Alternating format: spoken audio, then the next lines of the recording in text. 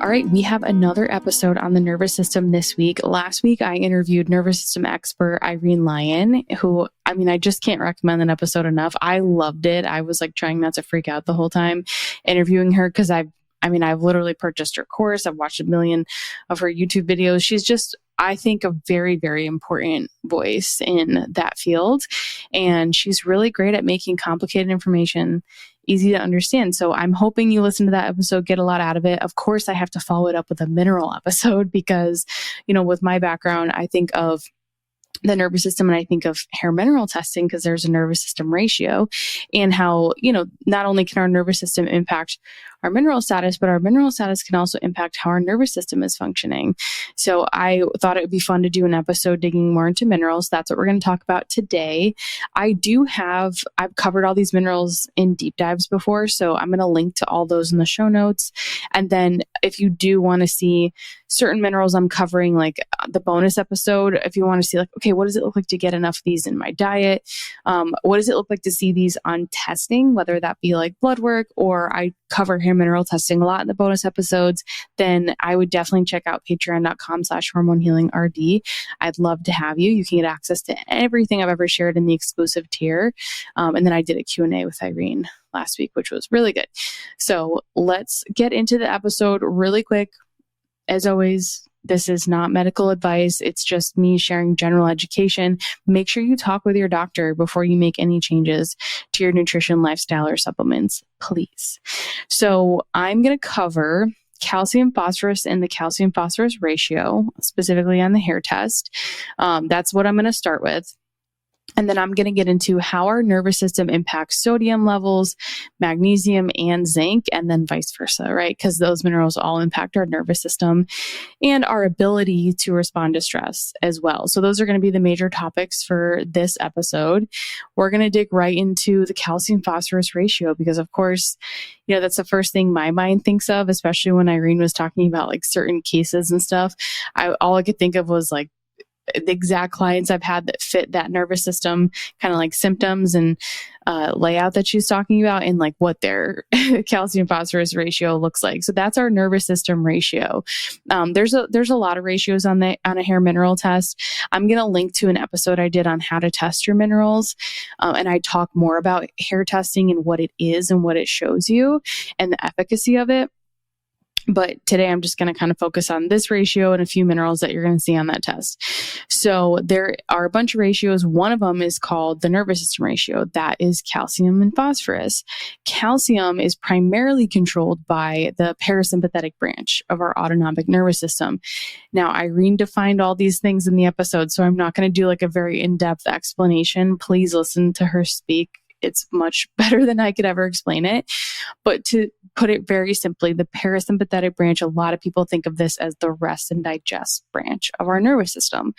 So calcium is largely controlled by that branch. When our parasympathetic nervous system is dominant, tends to be an accumulation of calcium in comparison to phosphorus. Because remember, the ratio is just looking at the levels of these two minerals compared to each other and coming up with that. While ratios are very helpful on hair mineral testing, we have to also look at individual levels of minerals as well, because someone could have a high calcium phosphorus ratio, but low calcium levels. And I'll talk a little bit more about that nuance at the end of the section. But so basically we can have higher levels of calcium in comparison to phosphorus when that parasympathetic nervous system is dominant. Now, you might hear parasympathetic, the rest and digest state being dominant and think, well, isn't that a good thing? Like, don't we want to not be in fight or flight constantly? Yes, we definitely don't want to be in fight or flight constantly, but we also don't want to be stuck in any one nervous system state. That's when we have dysfunction. And when we are stuck in that parasympathetic nervous system state, I think of being in that frozen state, right? You're stuck in freeze. And Irene does talk about this in the episode. She was stuck in freeze for a really long time. She has a great video on YouTube about it and how she got out of that state. But what I tend to see is having that high calcium phosphorus ratio means that person is stuck in that freeze state. And we see this with clients a lot, that that are slow metabolic types, they have that high calcium phosphorus ratio, because that ratio also indicates partially your metabolic type. If you have a high calcium phosphorus ratio, you have a slow metabolic type because your metabolism slows down with the accumulation of calcium. If you have a low calcium phosphorus ratio, it means you have more phosphorus than calcium, which can be more stimulating, and that you're more in that faster fight or flight state. So you're a fast metabolic type. There are different variations of metabolic type. I talk about that in an older episode, and then of course in great detail in my Master Your Minerals course. But basically just knowing high calcium phosphorus means slow, stuck in freeze. The interesting thing is Irene was talking about in the episode how when you're stuck in freeze, it's actually like a very energetically demanding state because it's like caging an animal that should be free. I think she used the reference of like a tiger or something, and how much energy it takes for that tiger to be stuck in a cage because it's not its natural state. So that's really what's similar to what's happening in our bodies when we're stuck in that freeze state. Your parasympathetic nervous system that rests and digests, it's putting the brakes on fight or flight. And so it essentially your metabolism is slowing down, but keeping your body in that state, it does require a lot of energy and it takes a while to get out of. So I just thought that was really interesting. That's definitely something that we see with hair mineral testing and that high calcium phosphorus ratio. We can have high calcium from other things. Now, a lot of these go back to stress. So I think that at the end of the day, stress in our nervous system is pretty much always absolutely related to our calcium levels, especially if we think of like one of the most common reasons to have elevated calcium on a hair test is because of a magnesium deficiency. And how does magnesium get depleted? From stress. And we'll talk about magnesium. That's one of the minerals we're going to cover today. So we'll talk about that in more detail in a bit. But magnesium deficiency, not getting calcium-rich foods in the diet. So then our body is led to compensate because it's got to get the calcium from somewhere. So it's going to take it from our bones and our teeth. And then on our hair test, that calcium is going to look high. We can also get high calcium on a hair test from excessive vitamin D supplementation. Because, I mean, that's really what vitamin D does. It increases the calcium absorption in the gut. So that's a big one. We also, from having low vitamin D, that can also cause calcification. So it's kind of like most vitamins and minerals. It's like Goldilocks. We want to be right in the middle. Certain medications and supplements that can increase calcium, like antacids, if you're using that for acid reflux, things like lithium, thiazide, diuretics, estrogen, so like any type of birth control or bioidentical hormone, tamoxifen, calcium supplements, which are really common, especially in the female population. I think of like, menopause. I'm going to do a whole nother episode on menopause. Don't worry. Maybe two. But calcium supplementation, very common. And if we don't need it, and if we're taking a lot, then it can lead to calcification. Having an excess of copper, that can also lead to calcium accumulation and slowing down of the metabolism. And then excess estrogen for sure. And also traumatic events. And a lot of that, the way the traumatic event is causing that calcification, that accumulation, is because of stress, that stress response. I mean, the type of stress that you're going to get from your body's response to a traumatic event typically doesn't just go away after the event. It's like a chronic stressor. So in general, the parasympathetic nervous system is more sedative. It reduces our metabolism. This is why we want to have that balance between calcium and phosphorus on our hair test. And that's really what the nervous system ratio is looking at. When we think of the sympathetic nervous system and phosphorus, that stress response, that fight or flight, that is having a huge impact on phosphorus. When it's dominant, there's typically an increase in the accumulation of phosphorus in the hair compared to calcium. So again, you might not have high phosphorus, but you could have phosphorus that is higher than calcium. And therefore that would give you, a lower calcium phosphorus ratio, which would speed up that metabolism, make you a fast metabolic type, and be someone that is likely in that fight or flight state. Other reasons we can have high phosphorus, not eating enough protein, especially if we pair just like under eating in general with over exercising, that's going to eat up more of your muscle tissue, and that will elevate phosphorus levels on a hair test for sure. Having an excessive amount of processed foods that have phosphorus additives like soda, carbonated beverages in general, breakfast cereal, sweetened iced teas are hugely elevated in phosphorus, non-dairy creamers, and a lot of like bottled coffee drinks. Those can definitely lead to elevated phosphorus. If you have kidney dysfunction, this is much more likely to show up on blood work than on a hair test. So, obviously, if you have a history of kidney dysfunction, you have elevated phosphorus, that it's going to be an issue with the kidneys. If you have hypoparathyroidism or hyperparathyroidism, these can disrupt the balance between calcium and phosphorus. So this can really throw off that ratio. And then conditions like rhabdomyolysis, which is muscle breakdown, right? So again, that muscle tissue, if it's broken down in excess, that's going to elevate phosphorus. Too much vitamin D, calcium supplementation, and magnesium deficiency. Those are all kind of reasons we can have high phosphorus on a hair test. So again, like we always want to pay attention to the individual mineral levels as well, but looking at your ratio and then think, and not just like identifying with it, because I think that's something we tend to do with labs. And I talk about this a lot in my Master Your Minerals course, but it's easy to see a hair test or any lab and want to like find yourself in that. But it's really important to keep things in context to you. So for example, if someone has a high calcium phosphorus ratio, then that just means their calcium is higher than their phosphorus, and they're likely stuck in that parasympathetic state. You then want to look at your calcium levels, look at your phosphorus levels, and think, is your calcium actually high? Because it doesn't mean that you have to like avoid calcium-rich foods if you have a high calcium phosphorus ratio. Or is it that your calcium is actually optimal, but your phosphorus is very low? Then you'd want to think about, okay, am I getting enough protein in my diet? A lot of women are not, spoiler alert. Am I breaking down the protein that I'm eating well? I have a whole episode on digestion from this season that you could dig into if you think that's your state. So it's kind of understanding like the why behind, well, why are these my levels? Versus just thinking like, oh, I'm a slow metabolic type. My metabolism is slow. And kind of just making it mean all these negative things. It's a piece of information. It's data. It can be so helpful, but sometimes I think the way that we want to identify and take on our labs, especially with hair testing, I mean, it's telling you a lot about yourself.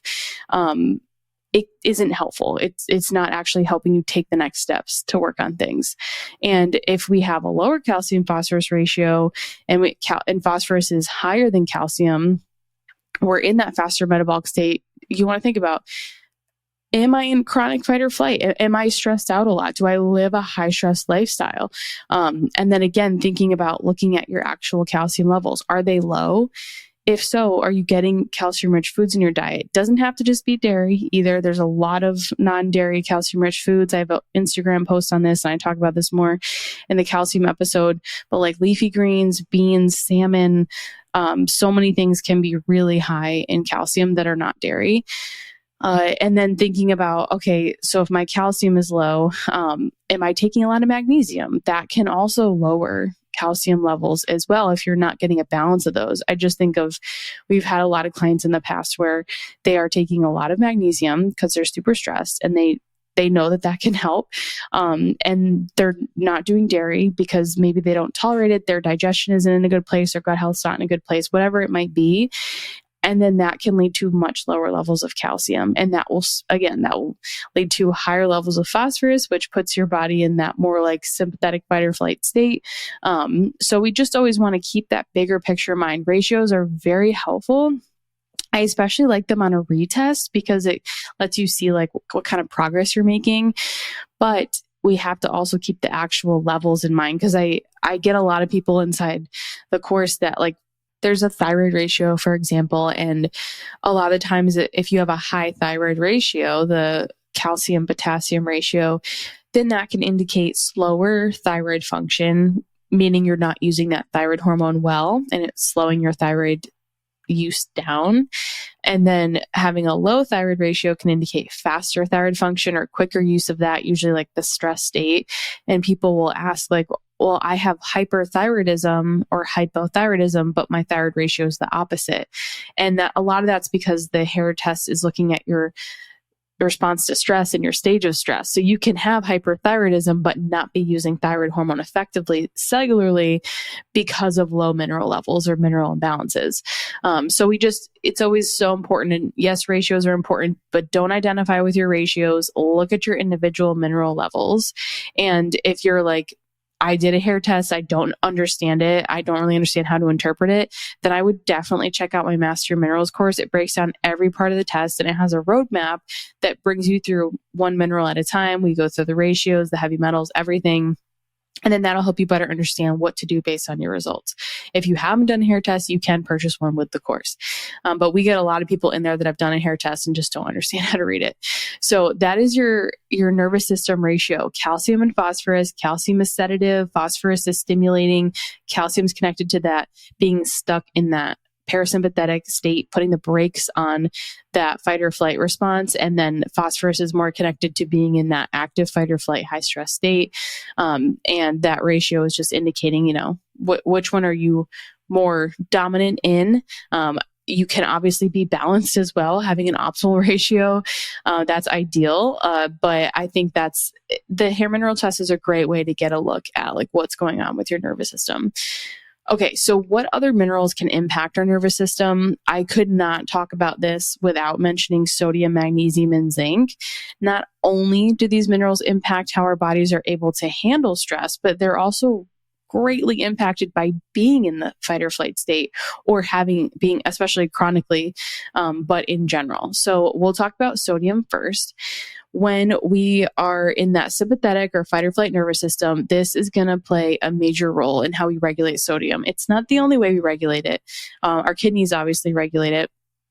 In a hormone called aldosterone, which I go into more detail in the deep dive, so I'm not going to do that here. But our nervous system also plays a role in regulating sodium. So when our bodies are experiencing a stressor that stimulates that sympathetic nervous system, and that causes an increase in sodium retention. And in fact, if our sodium levels are low, then our nervous system actually turns on in order to increase the body's sodium levels. It's that important. Sodium, it's important for a lot of things, for your adrenals to function properly. But it's also really important just to get nutrients inside our cells. When sodium is low, it can lead to nutrients having a hard time passing through, so your cells don't get nourished. It decreases cell permeability, so less passes through, and it tends to lead to insulin resistance. So sodium is incredibly important. Our bodies know this. If we don't have adequate levels, our body will put us into that fight or flight state so that we can increase and retain more sodium versus excreting and getting rid of it. So low levels of sodium are a stressor on the body, and it does like weaken our adrenal glands and can lead to that extreme fatigue. Like when people talk about adrenal fatigue, I'm just like, what are your sodium levels like? Because it plays a huge, huge role. So not only does that nervous system affect the sodium, that sympathetic fight or flight state, but those sodium levels will affect our nervous system. So it's something where it's really important. We don't want to overdo sodium. We want to balance it with potassium. I did a whole deep dive on that last season, so I'm going to link that in the show notes if you want to like nerd out a bunch. But sodium is one where it goes both ways. If we don't have enough, it's stressful. If our body is in fight or flight, it's going to use it up. Okay, so then magnesium. So magnesium is like it's kind of like sodium in that, but it's more like a vicious cycle, and it gets depleted very easily. So when we experience a stressor, our brain gets alerted, sends signals to our adrenal glands, release stress hormones, right? That's that fight or flight nervous system in action. That then leads to the excretion of magnesium. It's one of the first minerals we lose when we're in that fight or flight state. And so the more stress we have, the more magnesium loss we're going to have. And this is why on a hair test, oftentimes if someone's really stressed and they're not like completely depleted yet, then you're going to see high magnesium levels. And that's signifying a loss of magnesium. The body is using it up. It's leaving the cell, so it's elevated. Research has shown that there's a bidirectional relationship with magnesium and stress. So this means that stress causes magnesium loss, and magnesium deficiencies increase the body's susceptibility to stress. So it's this vicious cycle of releasing stress hormones, we deplete magnesium, and then that stimulates the adrenals to be in fight or flight even more if we don't have adequate levels of magnesium. So similar to sodium, where if we have low levels of sodium, the body's going to go into that fight or flight state, except our body doesn't retain magnesium. It's really just using it up. And we do have studies and research on magnesium and the nervous system, and how if we use 400 milligrams of magnesium a day, it was associated with a clear improvement of heart rate variability, HRV. And this was measured as an indicator of like the parasympathetic nervous system and the vagal system's response to stress. And these subjects were they were endurance training once a week. And it was like complete moderate muscle, like so full body. And they saw that change if they took even just 400 milligrams a day, which is less than the RDA, or right, it depends on if they're men or women, but either right around or less than the RDA, then it still improved their heart rate variability, which is showing an improvement in their parasympathetic vagal tone. And then they did look at supplementation with 300 milligrams, and that showed positive results on stress relief, particularly in people that reported severe stress levels. And they also saw a reduction in depression, anxiety, stress score of up to 45% from baseline. So we don't need an incredible amount of magnesium to see a difference, which I think is important to note, because a lot of times people will run out and start supplementing with magnesium without like understanding their other mineral levels. And unfortunately, magnesium can lead to sodium loss. It makes it harder to retain sodium because it lowers aldosterone levels, because it's lowering stress. And aldosterone is how we retain sodium. So we do want to be careful with magnesium supplementation. There's a lot of cool studies that I'm going to link to in the show notes on using magnesium supplements and how it can be positive for stress reduction, nervous system support. But if you have very low sodium levels on your hair test, then you want to try to improve that before jumping into magnesium supplementation, because you may not feel better. A lot of people, they take magnesium and they're like, I don't actually feel better, or I don't tolerate it. Maybe it makes them more wired or feel more stressed or more anxious. And that's when you want to think about, you might have really low sodium levels, because remember, if your sodium's low and you take magnesium, it's going to reduce how much sodium you're retaining, and that will put your body in that fight or flight state. So it's basically negating the positive stress relief and nervous system effects that you could get from that magnesium. I don't think that anyone's going to hurt themselves with a low dose of magnesium, like the study with 300 milligrams. I don't think that's going to harm anyone. But if you take it and you don't feel good, listen to that. That's a really important piece of information that your body's giving you, and it could be because of low sodium. Okay, so finally, we'll talk about zinc. This is another cyclical relationship with cortisol. Zinc helps to blunt cortisol release in the body. Now, of course, if we're experiencing a stressor, we want to have that cortisol release. And I talk about this in the cortisol episode, where I talk about like a holistic approach to optimizing cortisol it's episode 2, I think, from this season. It's an important one, because I just feel like people are always trying to reduce their stress, and we don't want to get rid of all of our stress. We don't want to have no cortisol, right? We don't want to take a ton of supplements that are just going to lower cortisol. Cortisol is not bad. It's an important part of a healthy stress response. And that's when we're going to feel good, when we have a healthy response to stress. So it's not having no stress, it's having a good response to stress. When we're dealing with chronic stress, that can deplete zinc along with sodium and magnesium. Gut health issues can also deplete zinc for sure. And I talk about that more in the zinc deep dive. But zinc has this protective response to cortisol and can help blunt it. So if we have low levels of zinc, it can make it really hard to protect our bodies from this excess of cortisol. And the other thing I want to mention, I talk about this in that I talked about zinc in the mental health episode, like the 3 minerals that impact zinc, a couple episodes ago. And it's one of those minerals where it's really important for GABA. If we don't have enough zinc, because we utilize that to make GABA, then GABA levels can be lower, and that can lead to more feelings of like fear, worry, stress, being in that fight or flight state. GABA is really calming. It's helpful for calming that nervous system. So that's the other thing I think of is like not only if you don't have enough zinc can you not blunt the cortisol, but you also probably aren't making enough GABA, which will, of course, lead to more feelings of stress, anxiety, those types of things. So zinc's another really important one as well. And you can see that we can't just supplement these minerals. We have to understand, because you could, but it probably won't actually help how you're feeling or help your health long term, because ultimately we need to understand, where is the stress coming from? What is depleting these minerals in the first place? Is it an external stressor? Is it a mental emotional stressor? Is it a physical stressor, like poor gut health, poor digestion, something maybe like a pathogen or something? Is it like a historical mental emotional like trauma stressor, something like that? Like Irene talks about this stuff a lot. That you can do all the things, and like Brendan, we talked about this in the mental health episode, constantly doing lab tests and trying to figure out what the root cause of your mental health issue is. But ultimately it's like, what are you avoiding? Are you avoiding looking inward? That's often the hardest work to do. I think nervous system work is also very difficult, because it requires you to feel and be in your body. And that can be really hard for a lot of people, especially if you have a history of trauma. But it's amazing how there's so many tools that we can use to support ourselves. I think hair mineral testing is a very important tool when it comes to someone that is working on their nervous system, working on their mental, emotional health, because it will help you understand, yes, doing that nervous system work and learning about your body is important.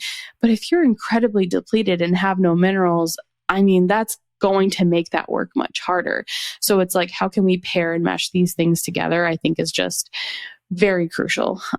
So that's it. That's minerals in the nervous system. If you're wondering how you can assess your mineral status, you can do hair tissue mineral analysis. That's my preferred testing. You can purchase a hair test when you enroll in the Master Your Minerals course. If you already have one, you don't have to purchase one with the course. And I teach you how to understand the test. You get a roadmap that walks you through each part of it.